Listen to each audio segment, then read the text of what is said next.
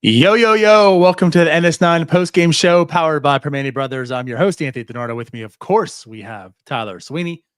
Tyler, Pirates lose today 9-4 to the San Diego Padres. They are now 12-21. But how was your night?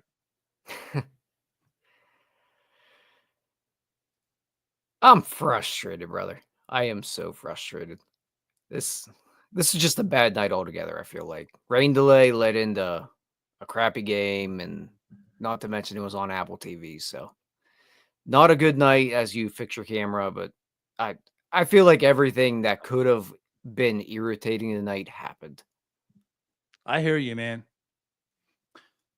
It was, I don't know. It's not pleasant. It's not pleasant. This is supposed to be the year that it should be pleasant. And it wasn't. And it isn't. And I mean, it started off pretty decent. Mitch Keller takes the mound today. He wasn't really hitting too much the first inning. He looked kind of all over the place, but he got 2 strikeouts, scoreless, right? Allowed 1 guy on. Second inning was a lot better. And the Pirates also were up and winning at one point in this game. It's one of those games where it's like, hey, you know what? Maybe I'm going to take advantage here. And then it all fell apart. It fell apart with Mitch Keller. And then the bullpen fell apart. The bats didn't really come through them. They scored 4 runs, but like certainly some missed opportunities there as well. And again, like the biggest thing, they're 12-21 right now. It's now May 2nd. They are 12-21. At some point, it's no longer too early. And especially when you keep digging yourself this deep of a hole. They're terrible. They're a terrible baseball team. They are incredibly difficult to watch. They are not enjoyable to watch. There's legitimately hardly any talent on this team right now. The way they are constructed at this point in the season, and it's May 2nd, you said it. It's damn near unwatchable. They're managed poorly. They're constructed poorly. They play baseball poorly. They're a bad baseball team. I don't know. Many people might feel as if we love to talk this way. I don't. I hate it. I would much rather talk about good things than about positive things. I just wish this team and organization would present good things and positive things. That way we could relay it. But you know, when the team's 12-21, how can it be just so optimistic and positive and whatnot? And you know what? Before I get any further, Tyler, it's time to head to the track as the first leg of the Triple Crown. The Kentucky Derby is here. BetOnline is the world's most trusted betting platform and your #1 source for all your Kentucky Derby info and sports betting action. With the largest selection of odds on everything from the NBA and NHL playoffs to MLB and UFC and boxing, BetOnline has you covered for all your online wagering info. In between games, head on over to a BetOnline Casino with all the top Vegas-style games, including poker and live casino. BetOnline, the game starts here. What I think just puts this all together and wraps this up, the attendance tonight on a Friday. Beautiful, gorgeous night after the rain came. But Friday night, Padres coming into town. You have some star power, right? It's not as if it's like some terrible team coming in like, I could miss this series. Friday night, attendance, 12,348 people. Bob Nutting, Travis Williams, Ben Cherington, Derek Shelton have all successfully killed baseball in Pittsburgh before May hit, essentially. That's where we're at right now in year 6, the second year of Paul Skeens. Like, it's dead. Whatever vibes were coming into this year, and there were certainly vibes, and you know, people like us too, especially, like, we're questioning like what was happening. but there were still vibes. It was like, hey, it's still Pirates baseball. It's still Paul Skeens. Like, let's see what happens. Here we are. Here we are. Denardo. The Padres are managed by Mike Schilt. Mike Schilt is the 2019 Manager of the Year with the St. Louis Cardinals. He lasted 4 seasons in St. Louis. Had like a 560 winning percentage. He lasted 4 seasons in St. Louis. Derek Shelton is on year 6. And this is not all Derek Shelton's fault. We all understand that. Do I think Derek Shelton's a bad manager? I have no idea. He hasn't gotten much to work with. Is Derek Shelton exceptional or extraordinary at what he does? Absolutely not. Because if he was, we would see different results by now.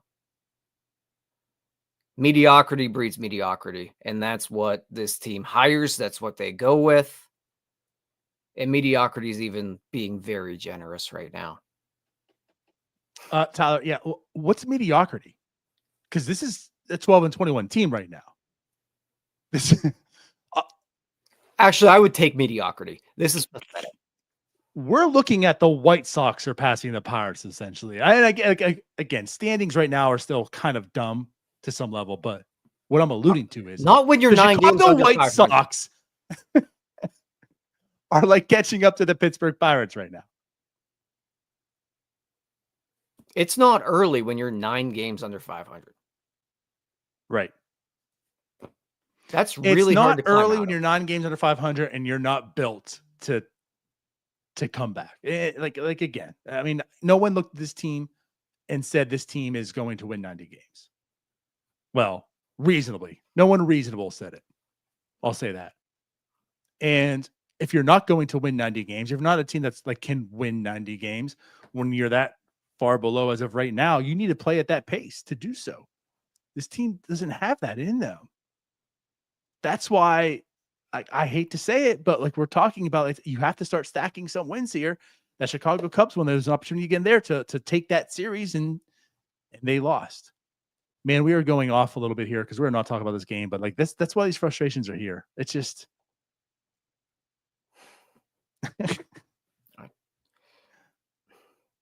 I mean, I don't know, man. I don't know the answer anymore other than cleaning house. And I feel like we're all just in the same boat, that none of us really, truly want to start over again. But we're just getting to that point where I don't know if there's another result. Yeah, this is less of a post game, I think, right now, unfortunately. Yeah. But it just kind of is what it is. I'm with you. I don't want to see another 5 years, but in the same sense, I don't think that really necessarily has to happen. Also, what do you have to tear down? What's here to tear down? Yeah. I don't know, man. I don't know. But let's kind of get to this. I would like to tear down today's game. Let's tear down today's game. So yeah, so Mitch Keller does start. And like I said, we talked about the first 2 innings. He looked good, and it certainly fell apart. What are you getting from Mitch right now? So you hear guys talk about, like, if you start 30 games throughout the year, you're going to feel good 10 of them. You're going to feel okay 10 of them. 10 of them, you're not going to feel good. Mm-hmm. I thought stuff-wise, Mitch Keller looked like one of those 10 games you would feel good in today. I thought his stuff actually looked really good. We saw him run the fastball up to 97. He got a swing and a miss out of the zone on it. It looked really good. Results weren't there. And it's another frustrating thing, is that, like, you see why the results should be there. And it's something we see over and over again with Mitch Keller. You should be a 3.5 ERA pitcher, but instead you're closer to 4.5. There's just disconnects everywhere, and they don't get the most out of their guys. And today, I think Mitch Keller just didn't locate well enough. Plain and simple. No, he didn't. Right. But it's kind of just a microcosm of everything with this organization. It's just not getting the most out of what you have. And today, Mitch Keller, I don't think got the most out of what he had in his bag today.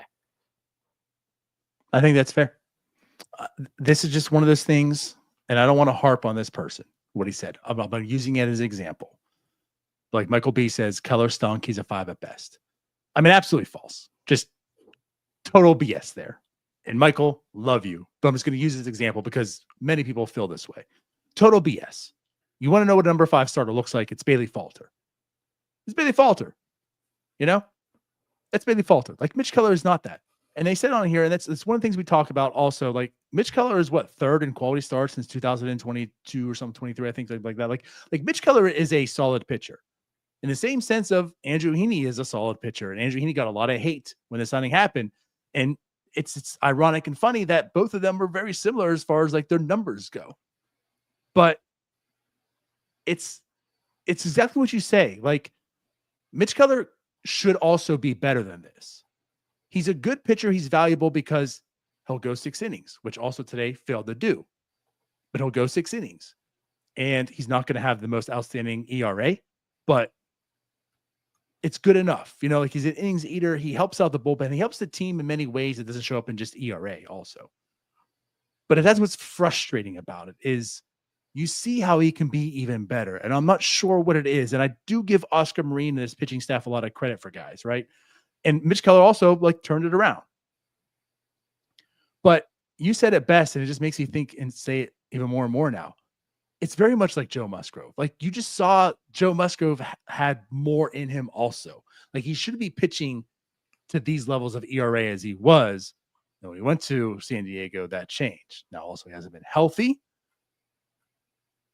So maybe that's part of it, right? Tyler Glasnow's also not healthy, right? Some of these guys that go other places and get better also don't seem to be healthy. But at any rate, like that's what I see from Mitch also. It's just like his stuff is too good now. And he's got a bag of stuff. He shouldn't be in the conversation of he's a 5th starter. Right. No, he shouldn't. And when you look at the end of the year, you see the Bailey Falter numbers that you mentioned. You see the Andrew Heaney numbers you mentioned. Mitch Keller ERA-wise is right in line with them every single year. And you know there's more in there. And right now, I liked what he's done by kind of leaning into that weak contact, the guy we saw early on when he had his resurgence as a starting pitcher.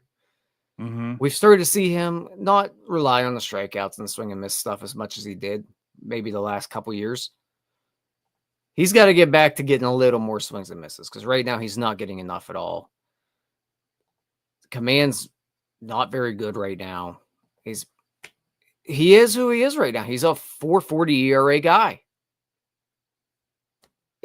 It's not consistent enough. It is, but it isn't. There's just too many runs allowed per game right now. Yeah. I don't want to harp on him either because, like, we love the dude. And we're probably a little softer on him than we could be a lot of times, to be honest with you.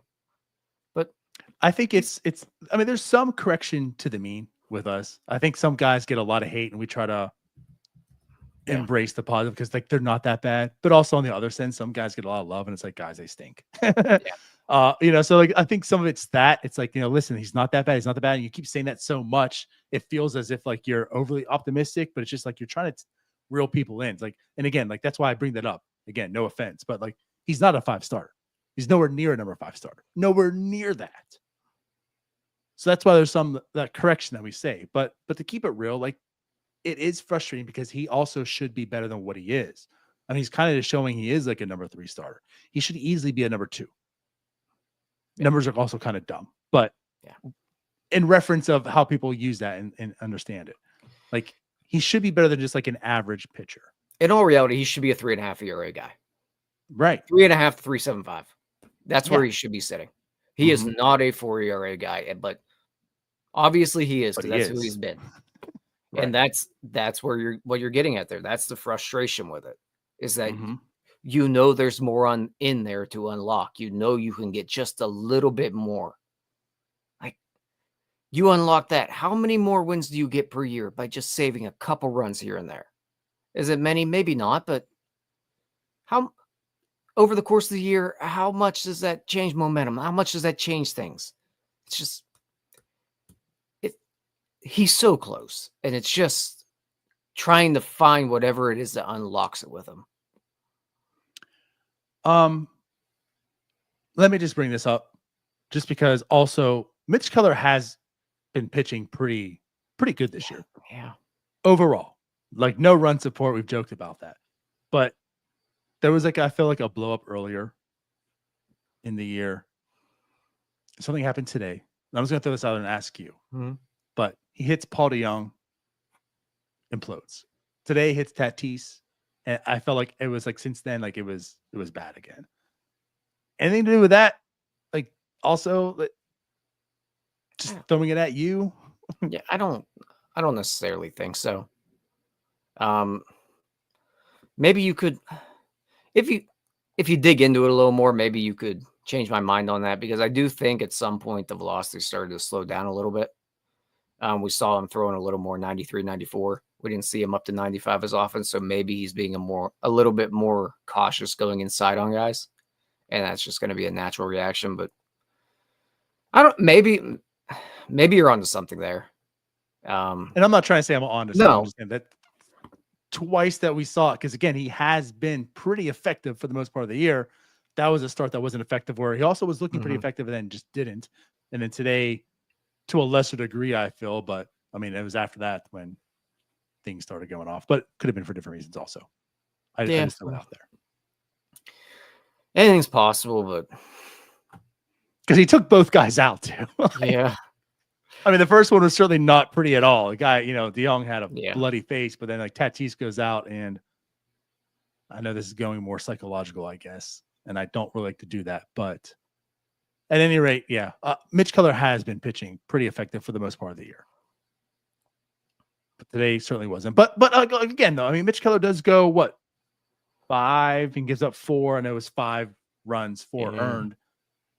The team was still there. The team was coming back. The team fought back a little bit. Now they did have 2 guys on. Cruz and Reynolds did a double steal. So now there's 2 guys on third and second with 0 outs. And this team finds a way to only score 1. Again, this is part of what we're talking about. This offense just isn't built. I mean, Adam Frazier hits a home run, makes it 5-4 game, and then that's the bullpen comes in, and that was it. Well, I shouldn't say the bullpen comes in. Ferguson came in, and then that was it. Barucki looked good. Now he's been kind of shaky. He's been up and down. He's had his moments, also his moments where you're kind of unsure about him. Barucki looked good today. I felt certainly looked good. And then Sugar came in looking pretty good again too. But Ferguson comes in, and he just was not missing bats at all. 4 hits. I know Arias made that one hit that shouldn't even be swung at, but that's what makes Arias good. Got a little Jacob Wilson in him. Yeah, right.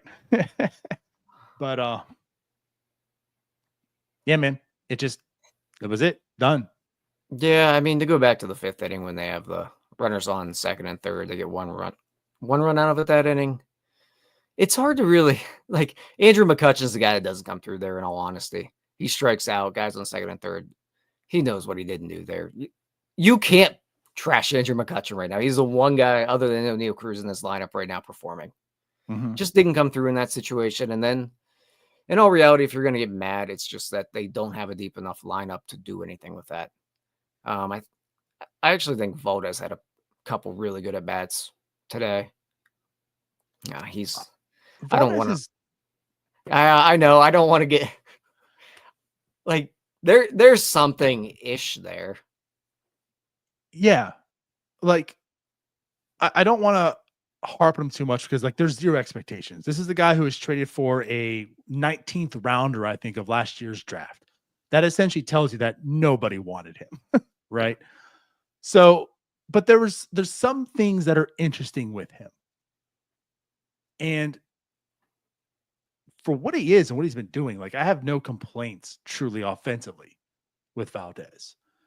But the problem is he has to be your cleanup guy, and that's not what Valdez should be also. I'm okay with him if he's your number 7 hitter or something like that. But he doesn't need to be your cleanup guy, because that's a problem. Because Andrew McCutchen is your second best hitter. He's been pretty much performing. Oneil Cruz has been such a catalyst for this ball club. Just having a tremendous season, by the way. Reynolds has been shaky. I think he's been looking a little bit better of recent. But that's your 1 through 3, and that's it. Valdez is the cleanup guy. Like that's not it. Yeah, there's some things that are nice, and he hasn't been bad offensively, the grand scheme of things, but that's it. Like if you're 1 through 3 isn't doing it, you're toast. And tonight was just evidence of that, more or less again. Yeah, I mean, like your saving grace right now is that your cleanup hitter has not been an embarrassment.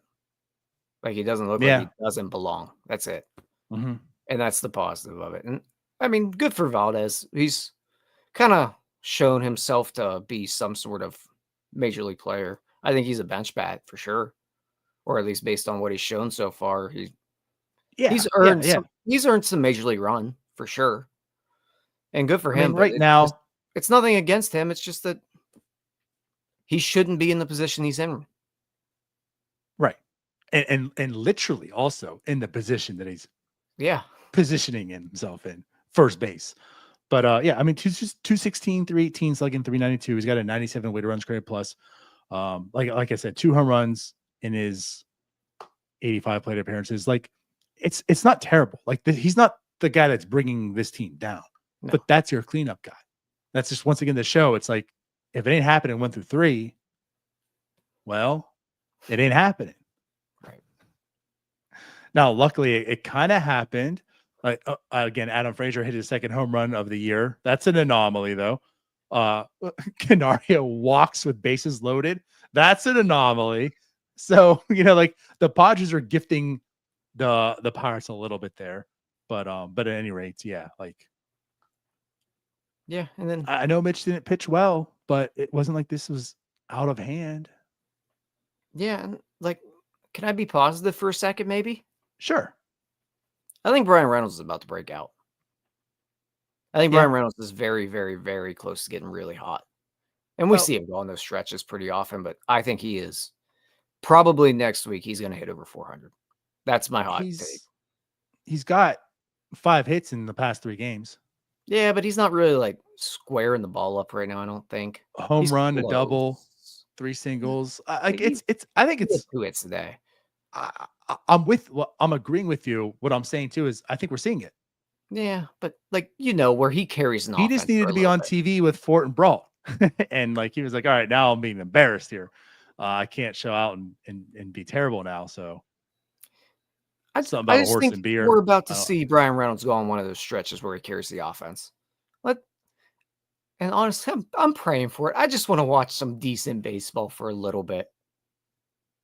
Yeah, I think we're there. I think we're there. Reynolds has been looking a lot better. No, we need more. Well, we need more, but again, once you start seeing it, it's 10 games in, you're going to say, well, this was the start of it. Yeah, whenever I said it was the start of it. Because that's all that matters is that you said it's going to. We're about to. I said we're in it. We are inside of it. Okay. I think starting next week, we're getting June version of Bryan Reynolds. That works. Hopefully it means something. But also, if you want to stay on the positive notes, I just want to talk about Oneil Cruz. And it God, I hate doing this. It's just how we're conditioned this way. It just sucks that it's now and potentially a lost season. But the Oneil Cruz progression is, talk about seeing something. I mean, what he is doing right now, offensively, what more can you ask for? What he's doing at the leadoff role, and we've seen the power there. He's hitting home runs. He's being a legit catalyst and scoring runs at the first at bat for this team at times, right? But when he's not doing that, the guy's 20 walks in his 30 games played. That's what I tweet out here. If you have 150 games started, right? Most guys that play, air quotes, every day, about 150 games, right? That's a 100 walk pace. He would be 4th in walks amongst everyone last year, on that pace. That's what I'm alluding to. And I'm saying this isn't going to hold up, right? I doubt. But that's what he's doing.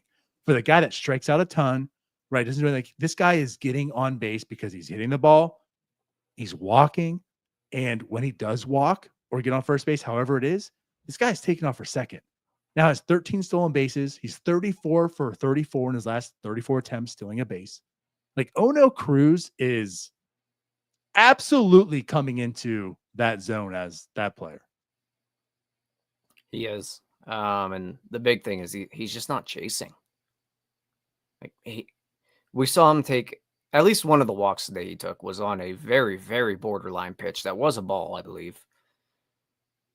One, he's not getting that call in years past. So I think like he's starting to get a little bit of respect.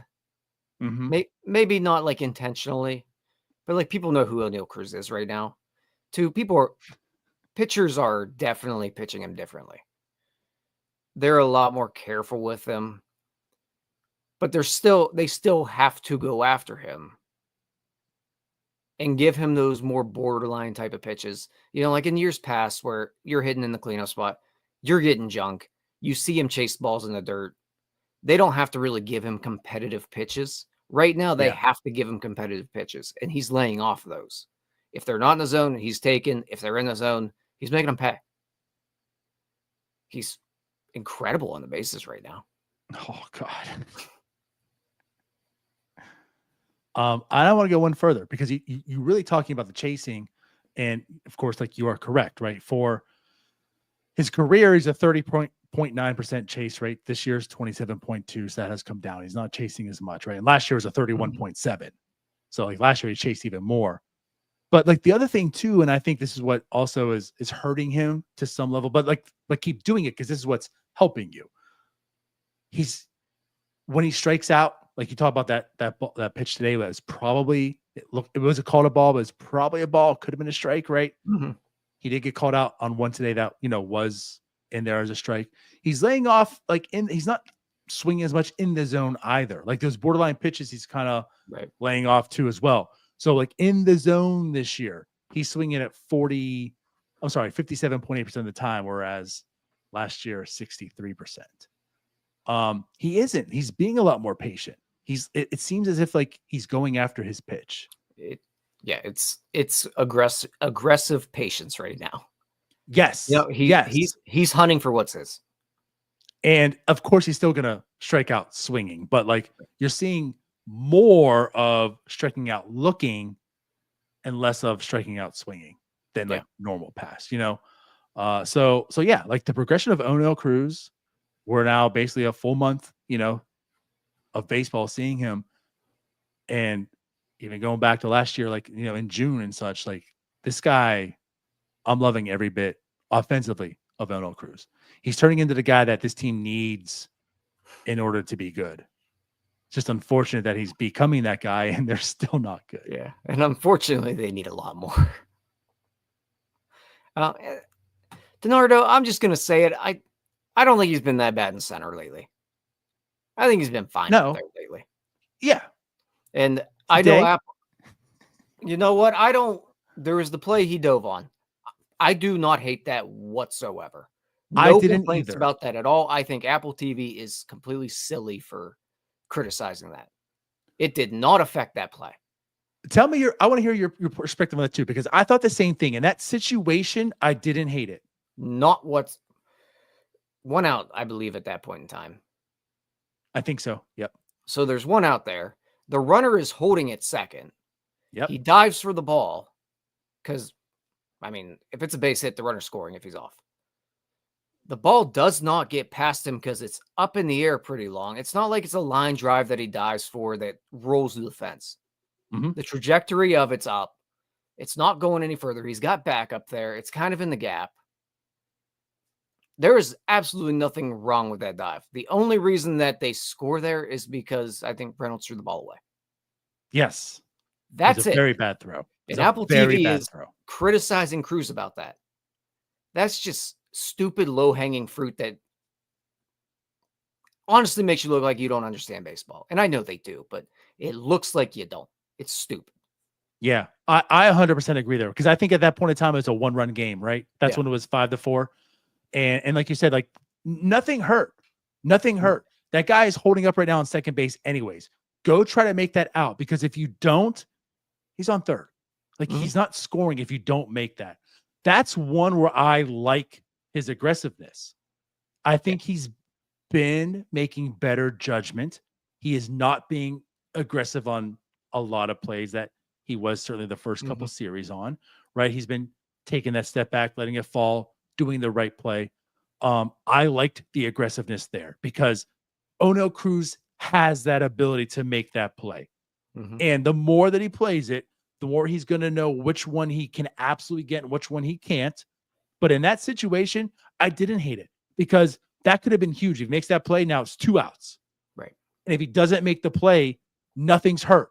It's still 1 out. I know a guy's on third, but that guy shouldn't be scoring. The only reason he does score is just like you said, Reynolds had a terrible throw. Terrible throw. And that's unlike Reynolds. That's the one thing he does have. You know, even last year when he was the worst defender in baseball, we jokingly said, but stats kind of backed it up. His arm was great. So Reynolds needs to make that throw. It didn't happen. Run scored. I'm with you, man. I did not hate that. There's been plenty of things Oneil Cruz has not done in the field good this year. That one, you know what? I appreciated the aggressiveness there. That could have been huge. There's a lot to gain and not much to lose. And I thought he got a good jump on that ball as well. I thought everything about that play he did was completely fine. The old Mike Tomlin, like you rather say will than sick him. Go be aggressive, man. Go make a play there. That's a play. That's a ball, like you said, that you're completely okay with you going and being aggressive with. Like, that's a smart baseball play, to be honest with you. I don't know if he's thinking about all the situations around it there. Probably not. All of what we said probably didn't process in that split second. But that was the moment to do that. Right. Result-wise, he did exactly what he should have. Yeah. Because like I said, if he misses it, the guy's probably still at third base and that's it. Right. If he lets it fall, the guy's probably on third base as well. Right. Unless he tests Cruz's arm, you know, and Cruz gets it out. But yeah, it's probably that's it. So anyways, I'm with you though. I think Cruz has been doing a lot better in the outfield. Yeah, I know he made like a diving catch the other night. That was because he didn't have a good jump. That was more of the G1 Bay talk we had. Like G1 Bay is bad out there, but he's so athletic that he can make up for it. That's what Cruz is going to be a lot of times. And like you said, tonight, he actually had a good jump. But at any rate, that was the difference between today and the other night when he did make the play. That play was made because he didn't have a good read on the ball. Okay. So outside of that, what's next? It's 32 minutes. Colin Horderman's still bad. Yeah, he is. I mean, I'm rooting for the guy. You love the stuff. The stuff's still there. He has no idea where that baseball is going. And I'm not saying the DFA Colin Horderman by any stretch of the imagination, but he needs a little stint in the minors. And by a little, I mean a while. Yes. This isn't working up here. It's now been a couple low leverage. Also has looked bad there too. What's he helping? I know he's catching a stray right now because he didn't even participate, but like he and Kyle Nicholas just they're not helping this team at all. No. And the best part is that your best reliever is just hanging out in the clubhouse. He's here. You can't make this shit up, dude. You know what?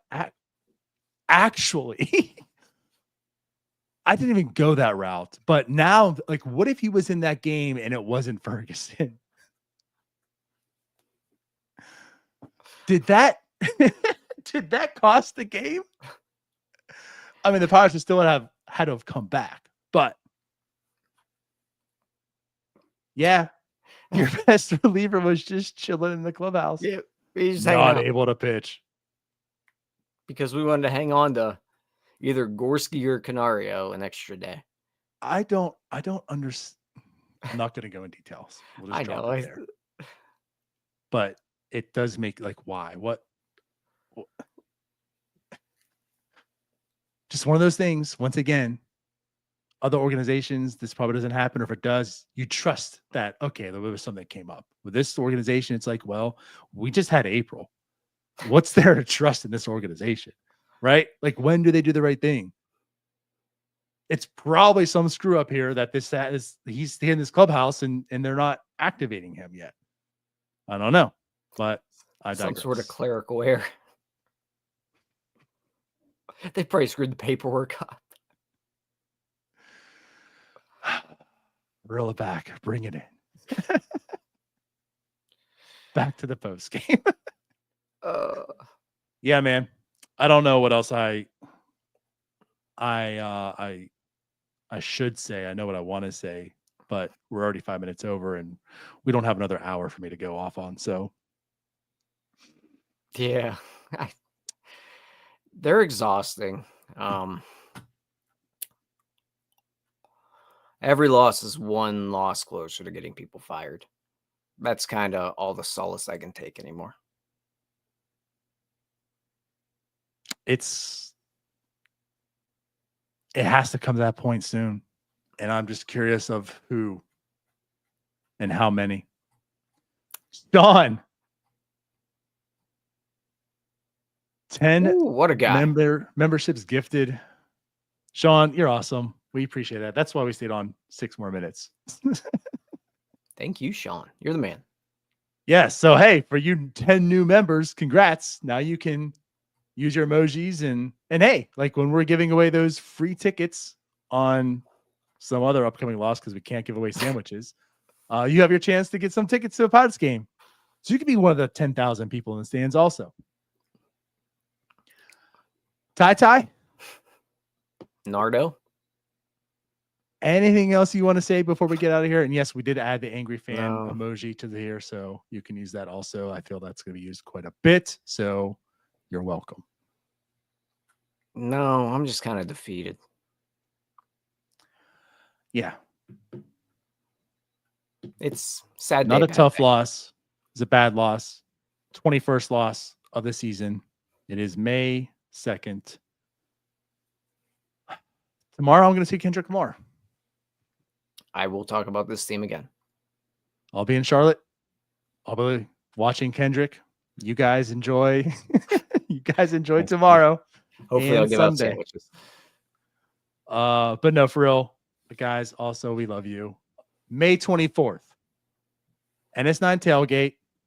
We'll be there at noon. The game's at 4. We'll have Primanti Bros sandwiches. We'll have a good time. If we can't have a good time at the game, we'll have a good time before the game. And that time will be so good that no matter what happens during the game, we'll make sure it's a good time also. So go ahead and RSVP if you haven't yet. Just give us a head count. But of course, if you don't RSVP, you still can come. Everyone's welcome. That just kind of gives it a head count and an idea. Sandwiches, first come, first serve. Once they're out, they're out. We'll have plenty though. But we finally get the giveaway sandwiches. Yeah, we're gonna give away a lot of sandwiches there. We're gonna make up for all these losses. Absolutely. So make sure you come to the tailgate. We'll love to see you guys. We'll be handing out some koozies and stuff too. So come get a koozie at least. Just take our koozie and leave. That's all. Or sticker. Take our koozie, take Primanti sandwiches, and just get the hell out of there. Don't even come to the game. We don't care. We'll meet up after. Yeah. But no. Let's get out of here, Tyler. Yeah. We love you guys. Bye-bye. Peace out, Girl Scouts. All right, that wraps up this episode of North Shore 9. Thanks so much for tuning in. Whether you're listening on the podcast or catching us on YouTube, if you enjoyed the show, please give this video a thumbs up and don't forget to hit that subscribe button if you haven't already. It really helps us grow.